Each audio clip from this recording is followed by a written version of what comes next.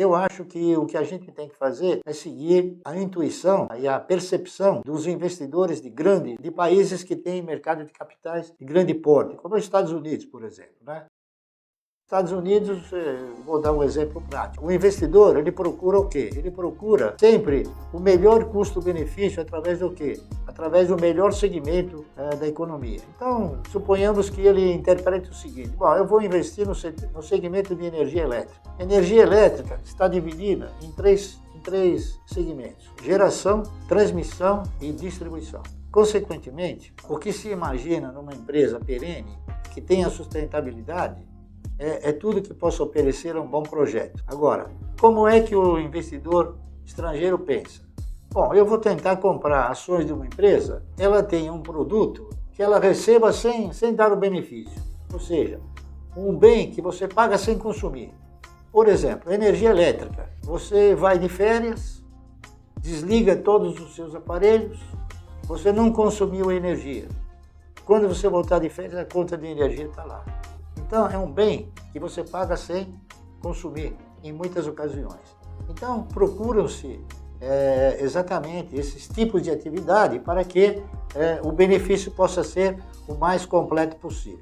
Ok? Eleger e nomear empresas, eu estaria talvez aqui cometendo falhas, porque seria assim muito desagradável não nomear uma empresa que tenha boas perspectivas futuras e não colocá-la agora numa carteira. Então, uma carteira tem sempre que se analisar isso. Sempre uma empresa que tenha uma atividade perene e que essa atividade seja sustentável.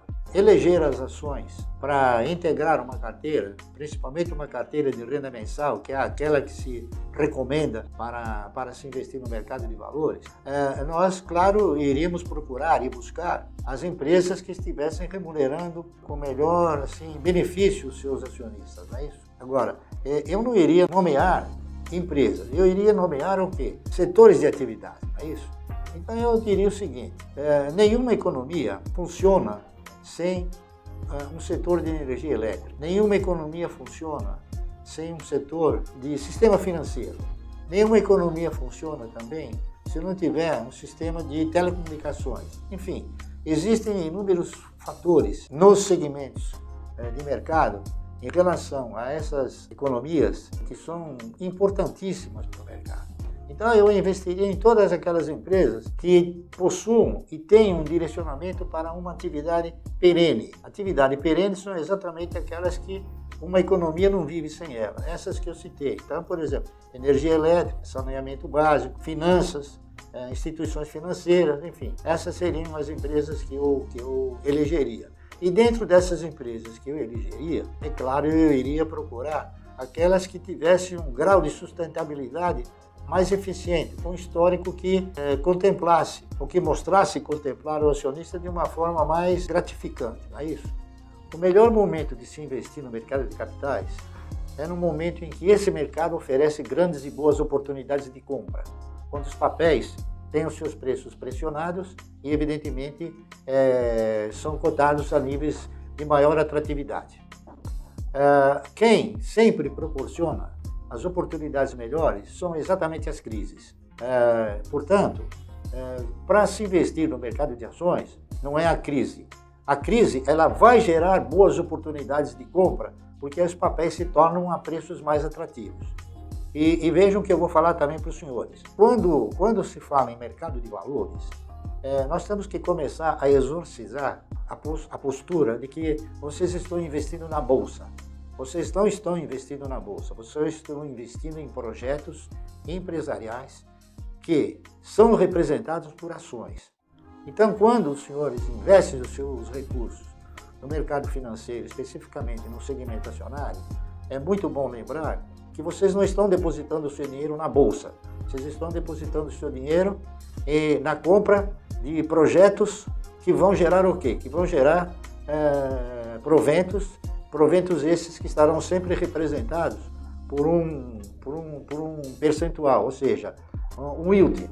O yield ele é um mecanismo que mostra a rentabilidade que você tem sobre uma determinada compra. Por exemplo, se você tem um papel que você pagou R$1, tá certo? E ele der 10 centavos de dividendo, então você tem o quê? Um yield de 10%. Então, o que se procura comprar no mercado é exatamente essa postura. É fazer com que o mercado de valores ele seja competitivo com o mercado de renda fixa e ele tem se mostrado muito mais altruísta do que todas essas demais aplicações de renda garantida. A minha metodologia ela funciona em qualquer período. Basta que você selecione as ações que reúnam essa condição de atratividade. Eu comecei a formatar a minha carteira de renda mensal, que o mercado acabou apelidando de carteira de previdência.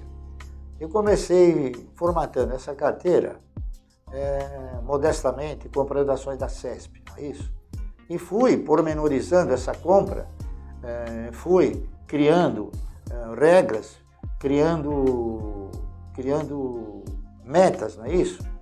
E essas metas elas foram sendo progressivamente suplantadas.